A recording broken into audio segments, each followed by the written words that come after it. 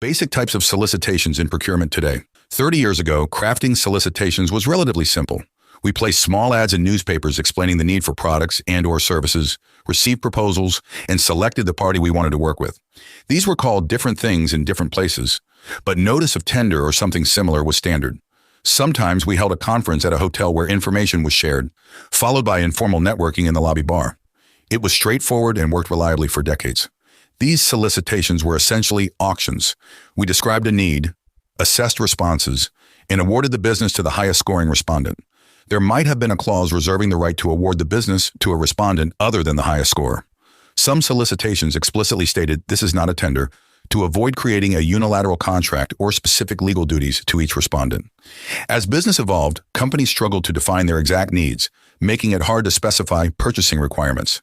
Solicitations began documenting business problems rather than specific requirements.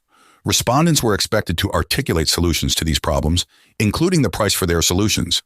This gave rise to requests for proposals, RFPs. Solicitations with complete and stable requirements became known as requests for quotation, RFQs, while vague documents canvassing the marketplace for ideas without promising anything became requests for information, RFIs. Today, many senior purchasing professionals stumbled into their roles and are familiar with these abbreviations, but not their precise definitions.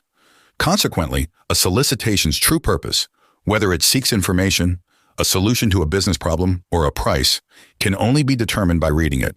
Abbreviations have proliferated, but they generally seek one of these three types of information. What happened to the auction processes? They have fallen out of favor. Here's why. 1. Products and services are more complex today and cannot be accurately described in enough detail to support a meaningful auction process. 2. Airtight solicitations take a long time to prepare. Since the mid-1990s, the pace of business has accelerated, and only public procurement still takes the time for such preparations. 3. In some jurisdictions, auctions create specific legal duties regarding fairness. 4.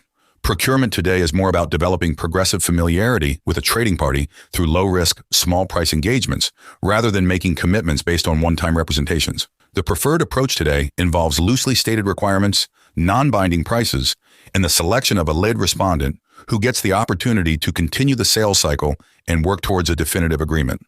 However, auction terminology often persists. Terms like bid, bidder, winner, and award are used haphazardly when proposal, proponent, and lead respondent would be more precise.